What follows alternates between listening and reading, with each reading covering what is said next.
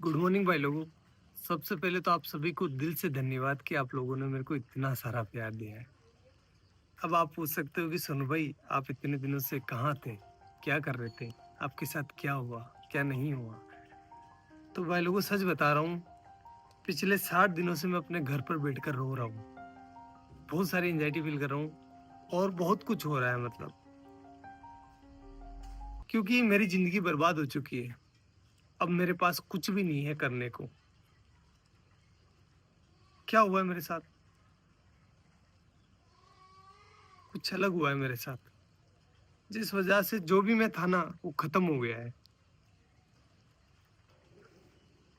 कैसे हुई है मेरी जिंदगी बर्बाद, ये जानना है आपको अगर, या फिर मेरे को मैं बताऊं कि मेरे को मैं बता सकता हूँ आपको कि मेरी जिंदगी कैसे बर्बाद हुई है, तो उसके लिए मेरी जिंदगी जाननी पड़ेगी कि सोनू ने स्ट्रगल करके क्या अपने जीवन में हासिल किया था और उसके पास अब वो नहीं है। सोनू जिंदा रहने के लिए भी संघर्ष करा है सोनू भाई ने, जिंदा रहने के लिए। तो मैं बताता हूँ आपको कि मेरी जिंदगी कैसी थी, तब आपको भी समझ में आएगा कि मैंने क्या खोया है और मैं ऐसा क्यों सोच रहा हूँ कि मेरी जिंदगी बर्बाद हो गई है। और सबकी शुरुआत होती है मेरे नाना जी के घर से, वहीं से शुरू करते हैं।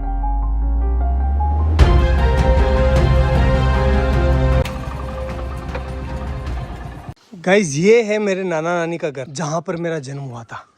चलो अंदर चलकर देखते हैं कौन कौन है।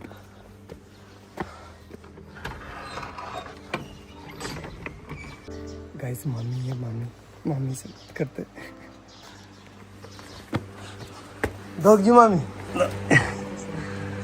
कैसे हो? बढ़िया, ठीक। क्या कर रहे हो? बढ़िया है, घर का सब तैयार है। हाँ तैयार है, सब तैयार है। तो कुछ ऐसा दिखता है नाना नानी का घर। मेरा जन्म हुआ था यहाँ पर। पहले आपको पता है कि ना हॉस्पिटल वगैरह नहीं जाते थे, मतलब बच्चे जो है वो घर पर ही हो जाते थे। तो मेरा भी जन्म ऐसे ही हुआ है।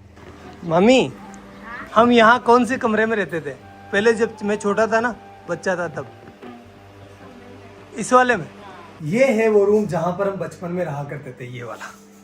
देखो आप, ये देखो इधर इधर इधर इधर। इस वाले रूम में जो है भेड़ और बकरियों के बच्चे रहा करते थे, क्योंकि बाहर कुत्ते मार देते थे ना, इसलिए। और इस वाले पोर्शन में जो है मेरी बूढ़ी नानी, जो अब इस दुनिया में नहीं है, और मेरी मम्मी दोनों रहा करती थी। और यहीं पर हम जो है पले बड़े हुए हैं। एक्चुअली में हुआ क्या था गाइस कि यार वो एल्कोहलिक थे, थोड़ा सा उनकी हैबिट थी कि उनको नशा लग गया था। तो फिर वो हमारी टेक केयर नहीं कर पा रहे थे अच्छे से। तो नाना नानी ने ये रिस्पॉन्सिबिलिटी ली कि हम जो है इन बच्चों को पालेंगे, अदरवाइज इनका क्या होगा। तो उन्होंने हमें यहाँ लेकर आए और यहीं पर जो है मम्मी अपना काम करती थी, साथ ही साथ हमारा पालन पोषण यहीं हो रहा था। तो मैं एक लाइन बोल सकता हूँ कि अगर मेरे नाना नानी नहीं होते ना, तो आज मैं या फिर मेरे बहन भाई हो सकता है कि इस दुनिया में नहीं होते। गाइस देखो नाना जी का गांव कितना प्यारा है। खैर फिर वो टाइम आया जब हमें ये घर छोड़ना पड़ा, क्योंकि यार गाइस देखो नाना नानी कब तक पालेंगे, उनकी खुद की भी कोई जिम्मेदारी है, इसलिए फिर हमें यहाँ से जाना पड़ा। चलो अपन भी चलते हैं, लेकिन उससे आशीर्वाद ले लेते हैं। चलो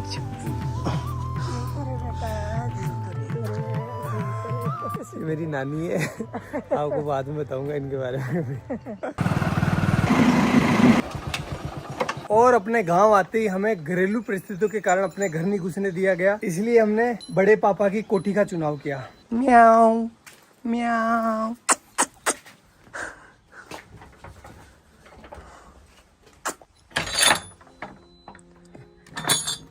तो भाई लोगों ये है हमारी कोठी, जहां पर हम 2 साल रुके थे। तो अगर मैं अपने 2 हाथ फैलाऊं ना, इतना ही डिस्टेंस है, ज्यादा नहीं है। इतनी ही इसकी लंबाई है और इतनी ही इसकी चौड़ाई है, ये देखो। और हाइट आप देख सकते हो, बस इतना ही है। मेरी हाइट थोड़ी कम है, इस वजह से यहाँ पर जगह भी कम रह गई थी। केवल यहाँ पर एक छोटा सा मचान बिछाने के लिए जगह थी। और ऊपर से जो है बरसात का पानी टिपकता नहीं था, बरसात का पानी गिरता था, क्योंकि ये छत है ना थोड़ी नीचे है। और यहाँ पर आप देख सकते हो नीचे जो इसका फर्श है ना, फर्श वो बना हुआ था गोबर और मिट्टी का। इस वजह से यहाँ पर कभी कभी सांप आ जाया करते थे, अपने घर बना लिया करते थे। और भाई लोगों इस घर में हमें जिंदा रखने की जिम्मेदारी आ गई हमारे मम्मी के कंधों पर। और इस वजह से पहले भी काम किया उन्होंने, लेकिन उन्होंने 10 रुपए मजदूरी में काम चालू कर दिया। 10 रुपए में से 5 रुपए के वो हमारे लिए चावल लेकर आती थी। मैं लेकर आया हूँ आपको बताने के लिए कि उस टाइम कितने चावल आते थे। इतने चावल आते थे 5 रुपए के। तो इन चावलों से वो हमारा पेट भरती थी, तीनों बहन भाइयों का सॉरी, और खुद भूखी सो जाती थी कि मेरे बच्चों का पेट भर जाए, बस बहुत है, मैं तो निकाल लूँगी रात। और हम ना समझते उस टाइम, तो हम नहीं समझ पा रहे थे कि हमारी माँ जो है वो भूखी सो रही है। हम तो बस अपना पेट भरने का ध्यान दे रहे थे। लेकिन मेरी मम्मी जो है उस टाइम बिना कुछ खाए भूखी सो रही थी। एक जो कटोरी होती है आटे की, उसको संभाल के रख रही थी कि जब बुरा टाइम आएगा तो मैं अपने बच्चों को खिलाऊंगी। खुद कुछ नहीं खा रही थी, एक टाइम खाना खाती थी पूरे दिन में वो, और कंटिन्यूस काम कर रही थी वो।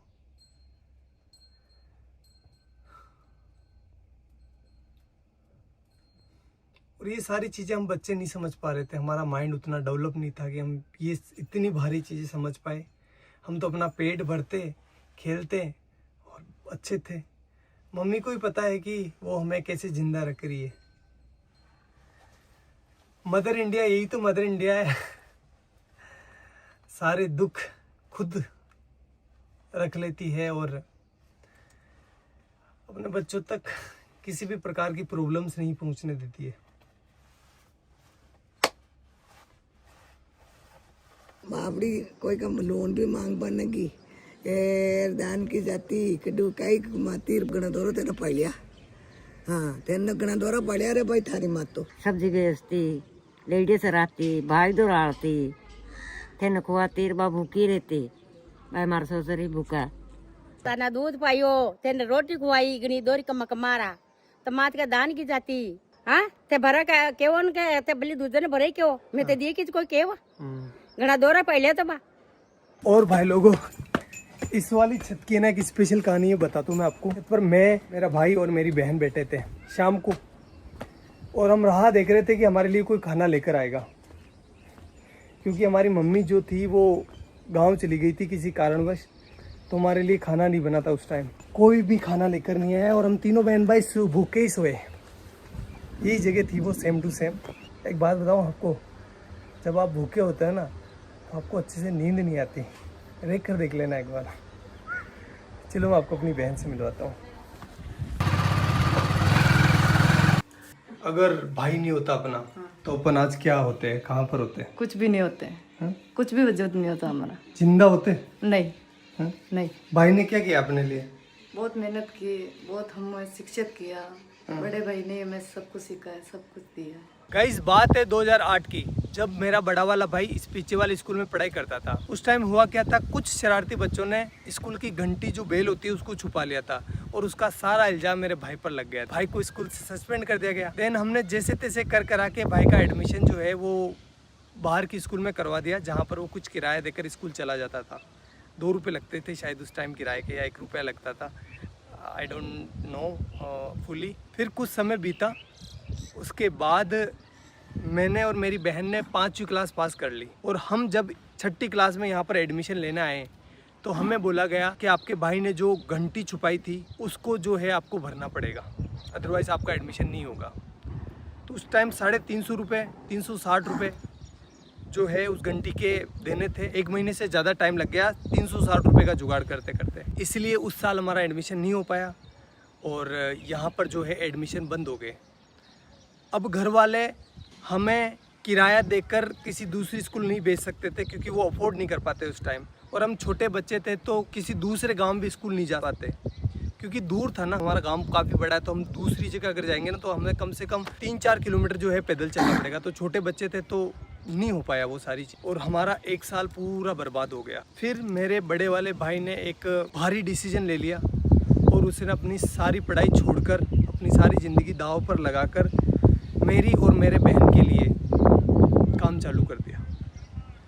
उसने फर्स्ट काम चालू करा मंडी में।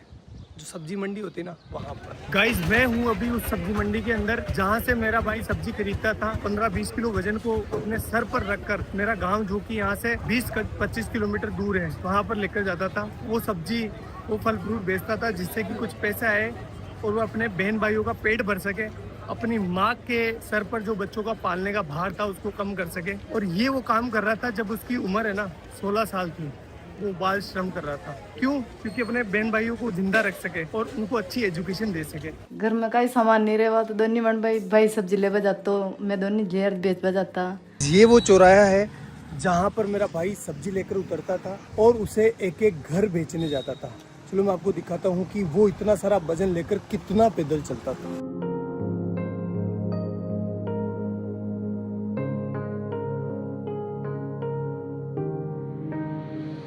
उस 20 किलो वजन को अपने सर पर रखकर इन घरों में घूम घूम कर सब्जियां बेचता था। इस काम में कुछ लोग पैसे नहीं देते थे, मतलब सब्जियां उधार ले लेते थे और फिर बोलते थे कल ले लेना, परसों ले लेना। भाई लोगों एक बार की बात है, सामने जो पाबूजी महाराज का मंदिर दिखाई दे रहा है ना, उनके बारे में ऐसा बताया गया, जो लड़के बैठे होते हैं ना चौराहे पर, बदमाश नहीं बदमोश उन्होंने ऐसा बोला कि मेला है पाबूजी महाराज का, तो इस दिन इस डेट को पाबूजी महाराज का मेला है, तो तुम अपनी सब्जियां और फल फ्रूट लेकर आ जाना यहाँ पर। तो हमने सोचा अच्छा है कि हमारा जो है फल फ्रूट बिक जाएगा और हमारा कुछ बेनिफिट हो जाएगा। हम आए तीनों बहन भाई, तो यहाँ पर आकर देखा तो कोई मेला नहीं था और उन्होंने थोड़े से हमसे फल फ्रूट ले लिए और हमको डरा धमका के भगा दिया। तो एट दी एंड धंधा जो है वो इतना अच्छा चल नहीं रहा था, इसलिए उस काम को भी हमें छोड़ना पड़ा। हमें नहीं, मतलब भाई को छोड़ना पड़ा।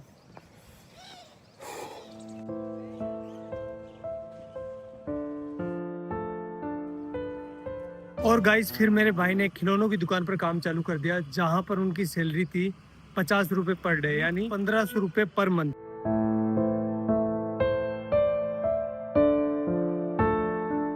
एक महीने बाद जब भाई की सैलरी आई तो उसने लगभग आधा भाग यानी 700 रुपए के आसपास मेरे और मेरी बहन के लिए बुक्स लेने में खर्च कर दिया, जबकि खुद काम पर फटे हुए कपड़े पहनकर जा रहा था। वो चाहता तो अपने लिए कपड़े ले सकता था ना, लेकिन नहीं लिए उसने। लेकिन हम खुश थे। क्यों खुश थे?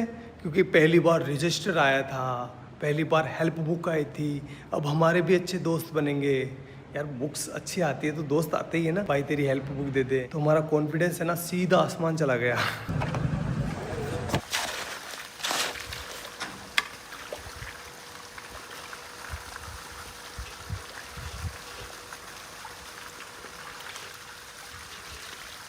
भाई लोगों अब मेरी बारी थी, जो भी मैंने लिया है ना उसको वापस रिटर्न करने की, इसलिए मैं काम करने लग गया।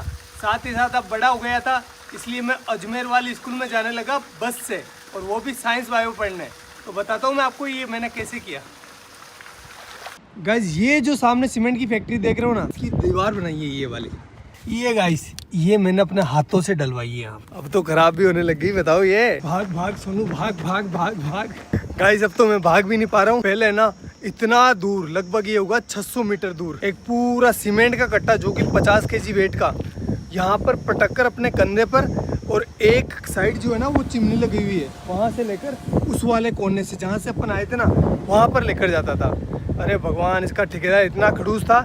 जब मैं बोलता था ना, मैं छोटा था तो दर्द तो होता है यार, 50 किलो का कट्टा लेकर जाता था तो पेन हो रहा था मेरे को। तो मैंने बोला सर कि मेरे से ना ये लेकर नहीं जा पा रहा हूँ मैं इसको। तो बोला कि काम पर क्यों आया है, पैसे किस बात के मिलेंगे, ऐसे बोलते थे। करना पड़ता था भाई। तो ये वाला काम तो मेरे को ज़िंदगी भर याद रहेगा, क्योंकि वो सीमेंट के कट्टों ने मेरी रीढ़ की हड्डी में प्रॉब्लम कर दी। गाइज ये जो आप बिल्डिंग देख रहे हो ना, ये हमने बनाई है एक मजदूर के तौर पर। और गाइज ये वाली जो टंकी आपको दिखाई दे रही है, ये बनवाई है। हाँ, ये जो दीवार आप देख रहे हो ना, ये सब कुछ। भाई लोगों, भैंस चराते टाइम बायोलॉजी पढ़ने का मजा ही कुछ अलग होता है, क्योंकि एग्जाम्पल यहाँ पर सामने होते हैं। जब एक बगुला है ना भैंस के आसपास होता है तो उसका मतलब ये है कि वो सेब पोचिता कर रहा है। क्योंकि आप देख सकते हो जहाँ पर भैंसें चल रही है ना, उसके पास एक बुगला है। ये देखो बुगला है। क्योंकि जब भैंस चारा खाती है ना, तो चारा हिलने की वजह से उसके अंदर जो कीड़े होते हैं वो बाहर निकल जाते हैं, और ये बुगला उनको खाकर पेट भर लेता है। ये दो जीवों का एक संबंध है, जिसमें एक को कोई भी घाटा नहीं होता और दूसरे को फायदा हो जाता है। प्रेरित धाराओं से उत्पन्न होने वाले चुंबकीय क्षेत्र का मान सदैव इस प्रकार होता है कि वो उन कारणों का विरोध करता है जिसके कारण इसकी स्वयं की उत्पत्ति हुई है। अरे डब डब डब, डब जा।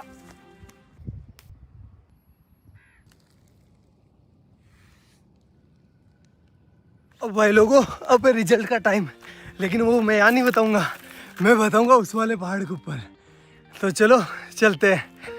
अरे काटे काटे है तो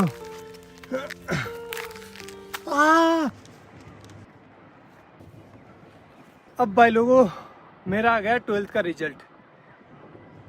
परसेंटेज तो कम ही बना है, फिर भी मैं आपको बता देता हूँ।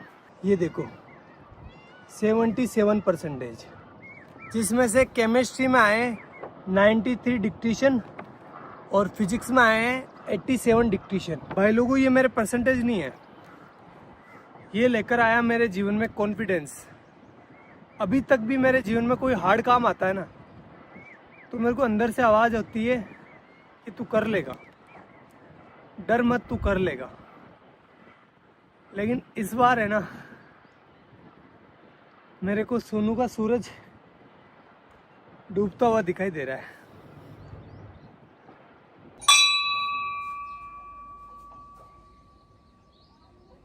भाई लोगों, अब मैं टीचर बन चुका था, चलो क्लास लेकर आते हैं। हाइजेनबर्ग का अनसर्टेनिटी प्रिंसिपल, जिसके बारे में अपन बात करने वाले हैं। ठीक है, चलो बताओ कहाँ पर जाकर गिरेगा। कि जब एक मार्कर मेरे हाथ से निकला ना, तो ऑटोमेटिकली आपकी नजर जो है मार्कर के ऊपर होती हुई आपको पता चल गया कि मार्कर कहाँ जा रहा है। इसकी पोजीशन पहले ये कहाँ पर है वो पता है, और इसकी स्पीड पता है, और ये किस डायरेक्शन में जा रहा है पता है, तो अपन इसका पाथ डिसाइड कर सकते हैं। एक इलेक्ट्रॉन को ये वरदान दिया है, भगवान ने ऐसा हाथ रखा, जा बेटा जा, इस दुनिया में जा, और तेरी है ना कोई इंसान एक टाइम पर ना तो तेरी पोजीशन मतलब दोनों का एक साथ पता नहीं कर सकता।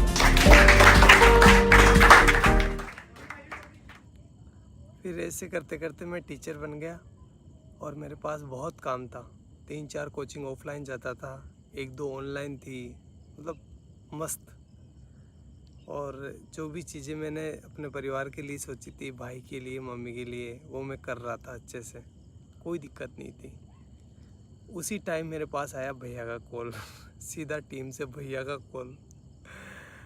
इतना खुश हो गया था मैं यार, भैया का, इतने बड़े आदमी का कॉल डायरेक्ट आया था मेरे पास। तो फिर भैया का कॉल आया, और भैया ने बोला मेरे को, सोनू यार हमारे यहाँ पर है ना एक साइंस की लड़के की डिमांड है, तो तू आ सकता है क्या। मैंने बोला ठीक है भैया, मैं कर लूँगा, कोई दिक्कत नहीं है। तो फिर मैंने वहाँ पर मतलब ऑफिस में पार्ट टाइम जॉब चालू कर दिया। 2-3 घंटे के लिए जाता था, केमिस्ट्री से रिलेटेड और फिजिक्स से रिलेटेड, मतलब ऑल ओवर साइंस का काम मैं संभालने लगा। और ऐसे करते करते करते करते 2 महीने निकले। 2 महीने के बाद भैया ने आगे से बोला मेरे को कि सोनू तो ऐसा कर, फुल डे ज्वाइन कर ले, सारा दिन काम कर, और पॉसिबल है तो कर ले। घर वालों से बात करी, घर वालों ने, मेरे बड़े वाले भाई से मैंने पूछा, तो उसने कहा कि यार देख तू ज्वाइन कर ले, कोई दिक्कत नहीं, अपने ही गांव के तो कोई प्रॉब्लम नहीं होगी।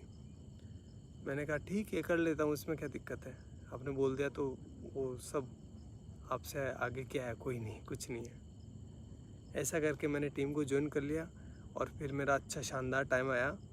मैं बहुत अच्छा काम कर रहा था सभी चीज़ों में, मतलब पहले मैं साइंस से जुड़ा था, लेकिन अब मैं जो है ना वीडियो का एडिशन हो गया, और भी बहुत सारी चीज़ें हो गई, कैमरा के पीछे बहुत सारी चीज़ें चलती है ना, मतलब पत्थर उठाना खड्डे खोदना, सारे काम जो भी हो सकता है सब कुछ कर रहा था। Everything I can do, I do that. Best चल रहा था, कोई प्रॉब्लम नहीं थी, अच्छी चीज़ें हो रही थी, शानदार, हर एक चीज़ में शानदार एफर्ट लगा रहा था। जो मतलब एक वीडियो आपको लगता है कि बहुत इजी होता है, लेकिन इजी नहीं होता, बहुत हार्ड काम है एक वीडियो को बनाना। जैसे एग्जांपल के तौर पर मैं बोलूँ तो जो बनाना है ना, बनाना से पोटेशियम निकाला था, आपको याद होगा, वो 20-23 मिनट की वीडियो थी, अच्छी भी चली थी वो वीडियो। उस वीडियो को मैं संभाल रहा था पीछे, उसका सारा केमिस्ट्री मैं संभाल रहा था। उस वीडियो को गाइस शूट करते करते 2 से 3 महीने निकल गए, इतना एफर्ट लगाया इस पर, और वो वीडियो चली भी सही, आपका प्यार भी दिखा उसमें।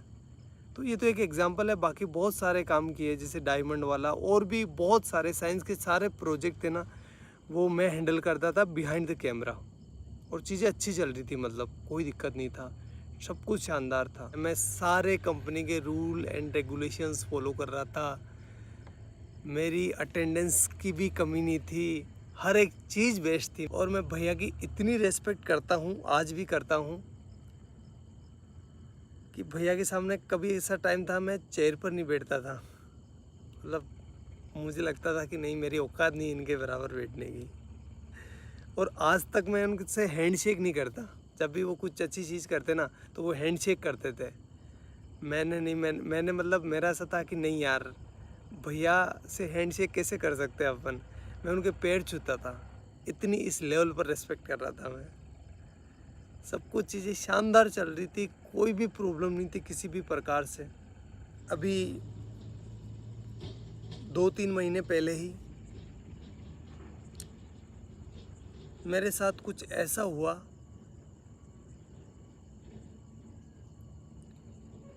कि मैं अब आपको बता नहीं सकता। मैं पता नहीं कौन सी ज़िंदगी से निकल के आया हूँ, मेरे ये दिन कैसे निकले हैं मैं ही जानता हूँ।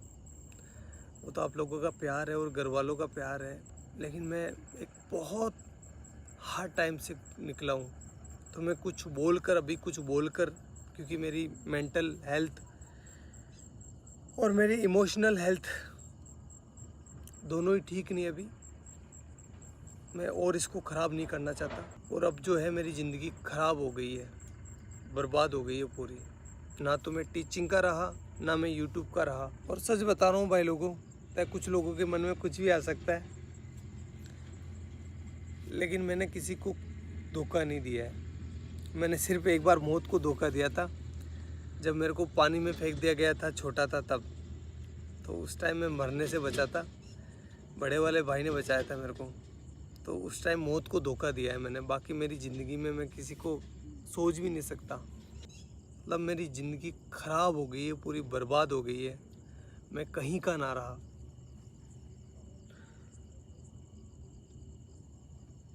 लेकिन घर वालों को वो चीज़ें नहीं दिखा सकता मैं। वो मेरी वजह से परेशान हो रहे थे, और आगे से मैं रहूँगा भी नहीं। ना तो आपके सामने रहूँगा, ना घर वालों के सामने रहूँगा।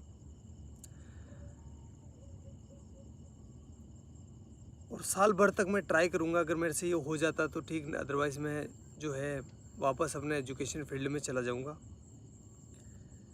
और साथ ही जो है अपनी एजुकेशन को भी सुधारूँगा। और साथ ही ये करके देखना पड़ेगा, सिचुएशन ऐसी हो गई है कि मेरे को करना पड़ेगा, क्योंकि मैं क्या करूँगा अब। और